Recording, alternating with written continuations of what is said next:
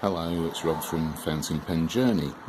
Today I'm going to go through the everyday carry EDC fountain pens that I'm currently using at home. This is slightly different to the one that I recorded and uploaded the other day regarding my everyday carry pens that I take to work. To be honest, there's not really that much difference between all of the pens that I use, but there are some that I just prefer to keep at home and away from the office, and the chances of them getting smashed up in the bag that I carry around at work. So I'll get straight into the pens because there are quite a few to get through. I'll just start off by writing today's date, 23rd of April 2019, and this is my EDC at home. So start off with this SKB F19. This pen's available in quite a range of different colours. It's a very plasticky pen. There's a fairly substantial stiff metal clip. Usually sold with a medium nib. You can get them with extra fine nibs. I've got pretty much every colour of these. It's a very attractive plastic pen, but be aware that this marbling has absolutely no chatoyancy. It's just plastic swirled into different coloured patterns. Very attractive. Screw cap.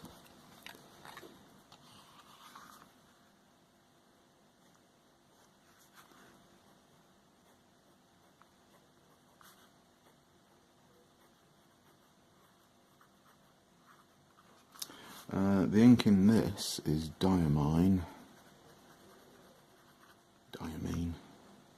Magenta. Oh no, Deep Magenta. Excuse my writing, it's not very easy over the side of the camera here. These pens are great. They start off writing very, very wet, but they do tend to suffer from a bit of ink starvation if you're writing, say, more than half a page of writing. The nib seems to just sort of dry out in the feed. Well, not dry out, it just doesn't flow particularly well. So I've got 3 of these pens today. Same pen, SKB F19.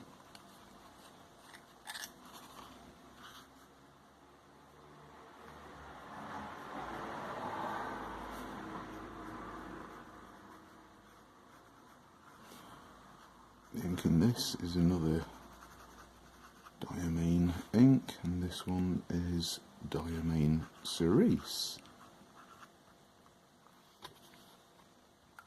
Useful little pens, very, very cheap.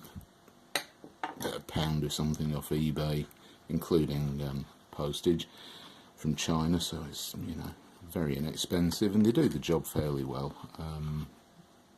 But they're not great for long writing sessions.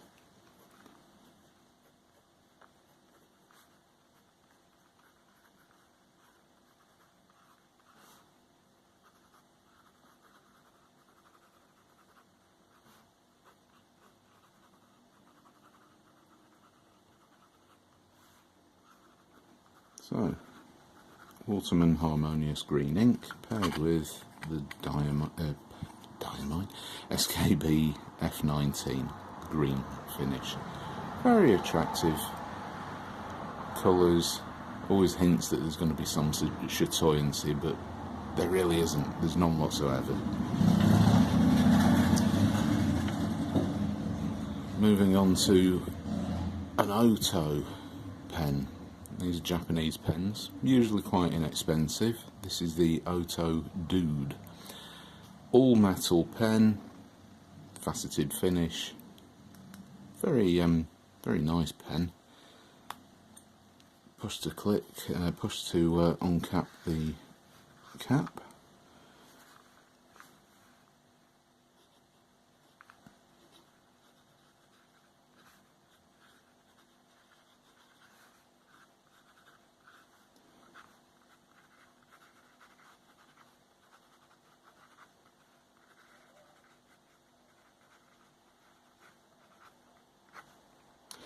These nibs are really, really good. It does sound like there's a lot of feedback on these nibs, and I wouldn't say there's a lot of feedback, but there certainly is there's more squeakiness to them. They are very, very good nibs. I do find with a lot of the Ohto pens, though, they do dry out when capped if left for more than a week, as we're probably going to see with this next one, which is the Ohto Tache. This is another all-metal pen.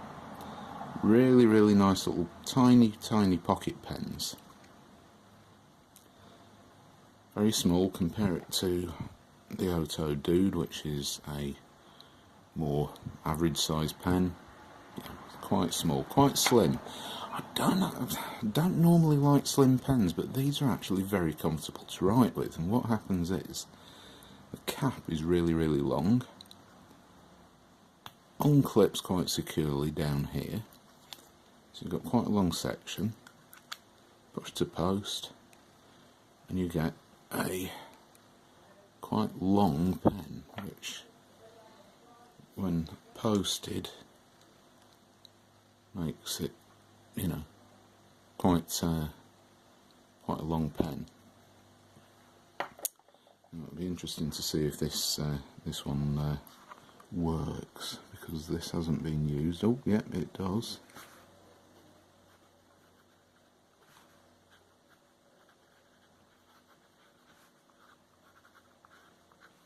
This ink is one of the British fountain pen or pen stationery retailers, Colt pens. Oops, bit of a skip. Colt pens, and this is their deep dark green.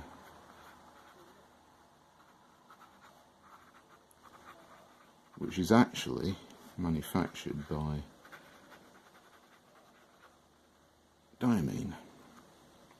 I find it quite a mucky looking dark green. It's almost black, but it's kind of got a bit of a dirty greenish tinge to it. It's not a bad ink, but it's not really one of my favourite green inks. Usually it seems to sort of go on green and then dry a little bit darker on the paper as it dries. It's not a terrible ink, it's just not one of my particular favourites. Nice little pocket pens, really good. Ohto Tache. So now we get into what I'm using quite a lot of, Lamys. I've developed a real thing for Lamy over the last, I don't know, 12 months. This is a Lamy Studio metal pen, brushed metal finish. This is the Imperial Blue finish, which I really, really like. Cap unclips very easily.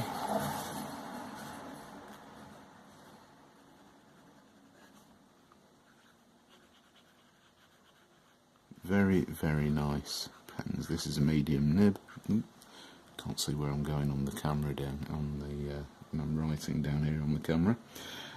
This is Pilot, Iroshizuku,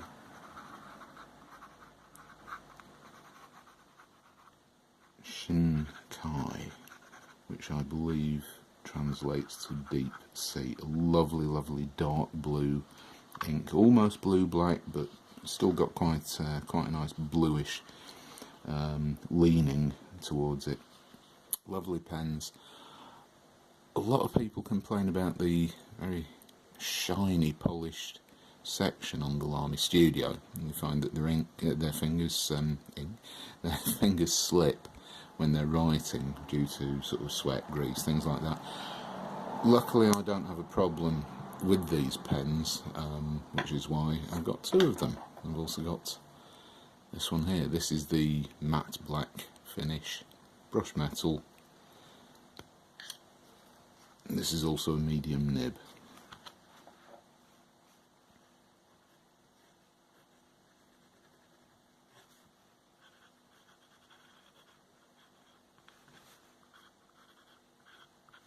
Now this pen is, which one's this? This, I'll just get this right. Ah, yeah, of course it is.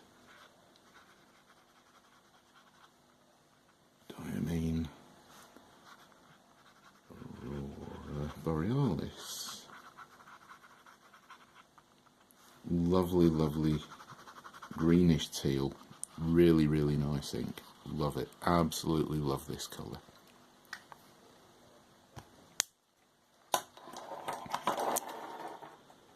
Continuing with the whole Lamy theme, white Lamy Safari.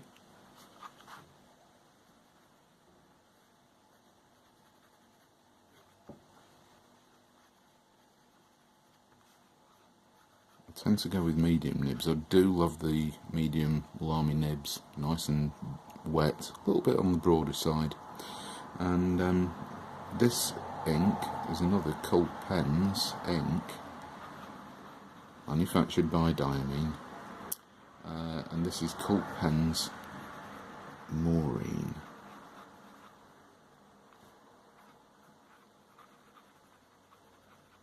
Diamine, there we go.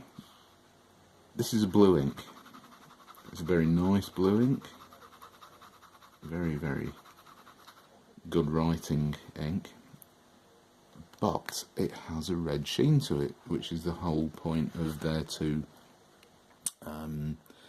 Iridescinks. These are called the Iridescinks. I don't know, possibly. I don't find that the Maureen, this blue ink, sheens particularly well, but there is a red sheen to it. But you've got to angle the page in very, very strong light to be able to pick up the reddish sheen. It's probably not even showing up on this camera. It's really hard to pick out. Not something that I'd recommend from a point of view where you say, yep, this is definitely a really good sheening ink. It's just a nice ink to use. Black Lamy Safari.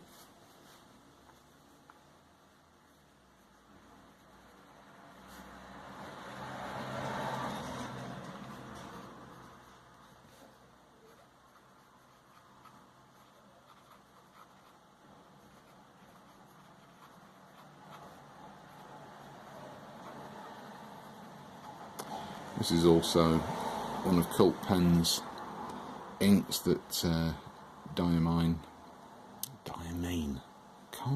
can't get it in my head today, Diamine manufacture on behalf of them. Both this and the Maureen ink, Robert and Maureen, are the Iridescinks. There we go, Iridescink. Excuse my handwriting.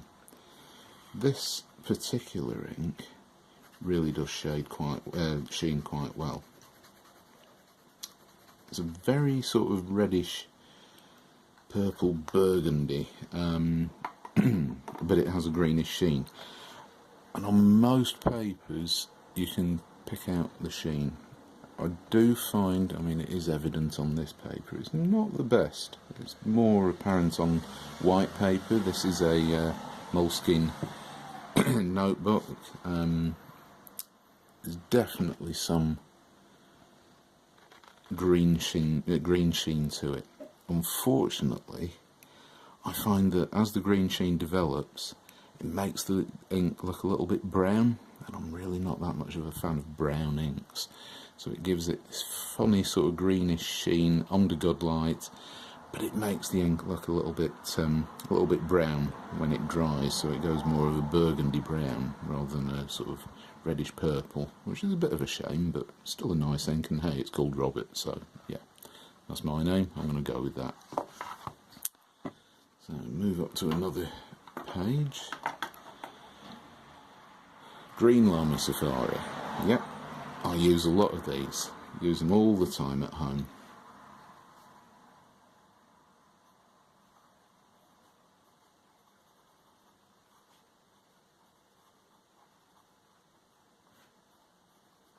Another medium nib.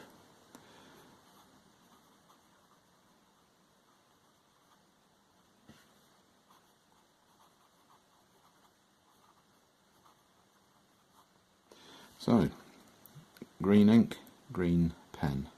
This one matches it very well. Diamine Apple Glory.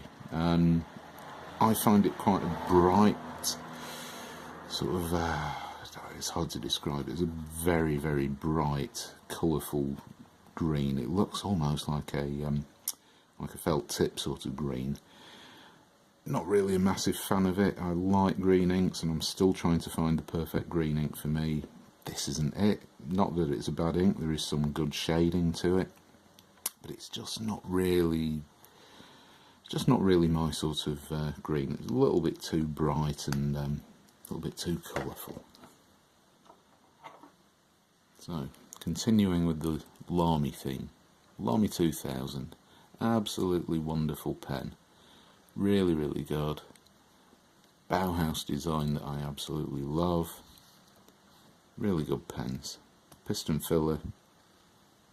Nice section, metal section. Unlike the Studio, this is brushed. I don't find this slippery either, even though I think it tapers a lot more, and I think potentially it has the potential to slip in your fingers, but no, don't have any issues, so love these. Lamy 2000, this nib is a fine, and the ink in this is Seitz-Kreuznach.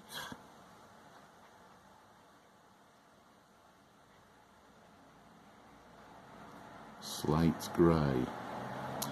Now, interestingly, when I first inked up this pen, I filled it with Waterman Mysterious Blue, one of my favourite go-to blue inks, and it was really, really fine. It felt a little bit dry, so I thought, I'll do a couple of fills on that and then change the ink, see if I get better performance. Now, I've changed over to this Seitz-Kreuznach slate grey, and it almost makes this quite a medium nib. The ink flow is much more pronounced. It's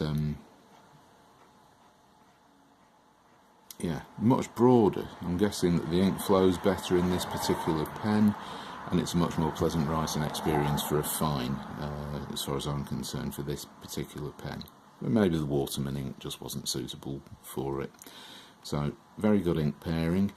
I am noticing that using this particular ink, I might write maybe a couple of pages, and then the ink seems to run a bit dry, and then the next thing, it's not burping, but it's almost laying down too much ink, which is a bit of a shame. I'm not entirely sure whether it's the ink or the pen. I'm guessing it's the ink. So after I've used the ink in this pen, I might try a different ink altogether and see how that performs. So, still keeping the German pen theme. Pelikan M200. Very, very nice little pens. This is, I don't know what age this is. I guess it's around 1980s. Really, really nice pen. Very nice blue barrel with lots of good chatoyancy that you get with the Pelikan material. That's got apparently Egyptian cotton fibres moulded into the acrylic or whatever material it is. Really nice pen. And this one's got a broad nib.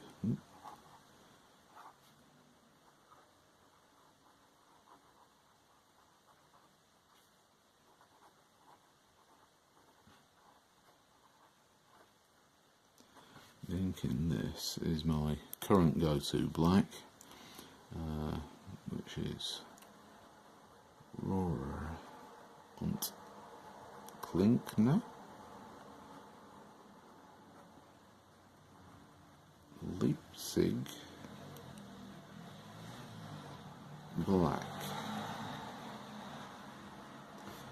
Yeah, nice broad nib. Does have quite a bit of flex to it, so you can get some good line variation. Very happy with these pens. Absolutely love Pelikan pens, but they're all quite similar. With the Lamys, at least, you do get quite a bit of different variety in designs and colours. Also a fair bit cheaper usually, but yeah, really, really love this pen. last pen today is a really cheap Jinhao 51A. Now, you've seen these before. I've got quite a few different colours and materials. I've got wood versions, both wood versions of this pen. This is the orange clear plastic version, and I had to pair it with an orange ink. Now, my go-to ink is usually Diamine Sunset, but this one is Diamine also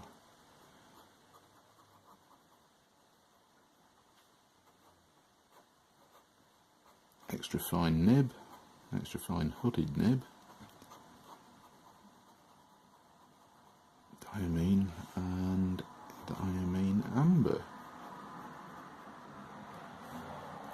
Now, from my point of view, this is quite a typical yellowish ink. Very, very difficult to see on certain papers. It's readable, but I mean, you can see the contrast between that ink and even the fairly pale but colourful Diamine Apple Glory. I find it's a little bit on the dry side. There is some shading, but these amber inks, they don't really do it for me, which is why I go for the Diamine Sunset. I'm not getting this right today, am I? Diamine Sunset, which is a rich dark orange ink.